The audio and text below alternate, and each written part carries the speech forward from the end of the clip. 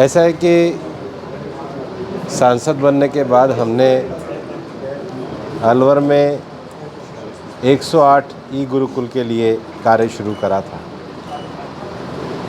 ये जो 108 ई गुरुकुल है अलवर के लोकसभा क्षेत्र के सभी विधानसभा क्षेत्रों में है और बीडा के सहयोग से ये जो भवन निर्माण हुआ है इसमें 42 कंप्यूटर लगाए जाएंगे। छात्रों को उनके कैरियर बिल्डिंग के लिए ट्रेनिंग दी जाएगी।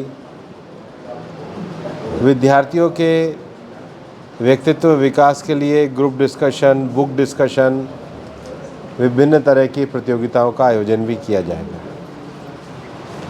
हमारा जो राजस्थान सरकार का समग्र शिक्षा अभियान है उसके साथ इन 108 विद्यालयों में ई गुरुकुल चलाने के लिए, डिजिटल लाइब्रेरी चलाने के लिए एक MOU भी साइन हुआ है।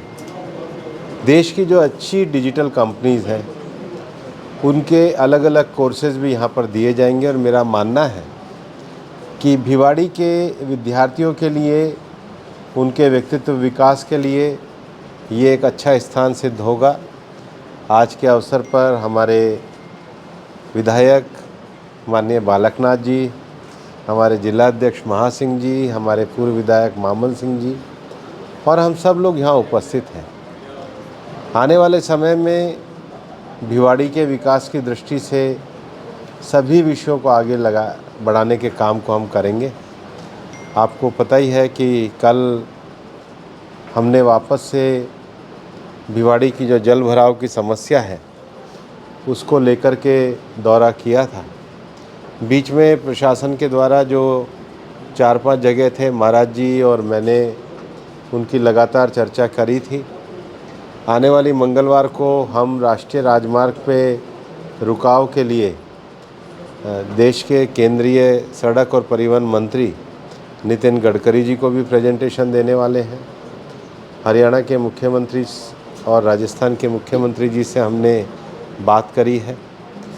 लेकिन एक जो बड़ा काम सांसद बनने के बाद हमने शुरू किया था कि हमारे यहाँ पर जो STP का 34 MLD का जो हमारा एक जो STP का संयंत्र लगना था, तो वो 34 MLD का अब पूरे विश्वास के साथ इस दिसंबर तक हमारा पूरा हो जाएगा और काम पे आ जाएगा। तो भिवाड़ी में जो औसत रेगुलर जो पानी का आवक है वो 11 MLD के लगभग है, 11-12 MLD। और अगर बारिश का भी फ्लो लगा ले तो ये 34 हमने कैपेसिटी का बनाया है। हमने पिछले 2 दिनों में भिवाड़ी के जितने भी अभी बारिश के बाद जो वापस नालों के साथ एक मेन ड्रेनेज बनाने की बात हुई है। इससे पहले महाराज जी भी मिले थे। कल हमारे जो राजस्थान के जल मंत्री हैं सुरेश रावत जी और अधिकारियों के साथ एक लंबी बैठक भी हुई है। इसकी DPR की भी सारी संस्तुति हुई है। शाम को मुख्यमंत्री जी ने भी इसकी संस्तुति दी है। इसके साथ ही भिवाड़ी में जो हमने नगरवन बनाया है बाबा मोहन राम के स्थान के लिए, उस नगरवन में लगभग अब 1 लाख पेड़ पिछले 1-1.5 साल से अच्छे लगे हैं। और अब भिवाड़ी में कन्वेंशन सेंटर की भी जो बात है उसको हम आगे बढ़ाएंगे। भिवाड़ी का स्टेडियम और जो अस्पताल है वो भी आने वाले 2-3 महीनों में इसका लोकार्पण किया जाएगा।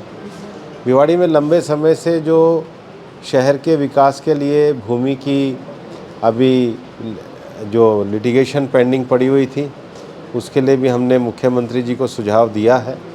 तो इन सब विषयों के साथ महाराज बालकनाथ जी के साथ और अपनी टीम के साथ मिलकर भिवाड़ी के विकास का कार्य हम करेंगे। ये लाइब्रेरी उसी दिशा में एक कदम है।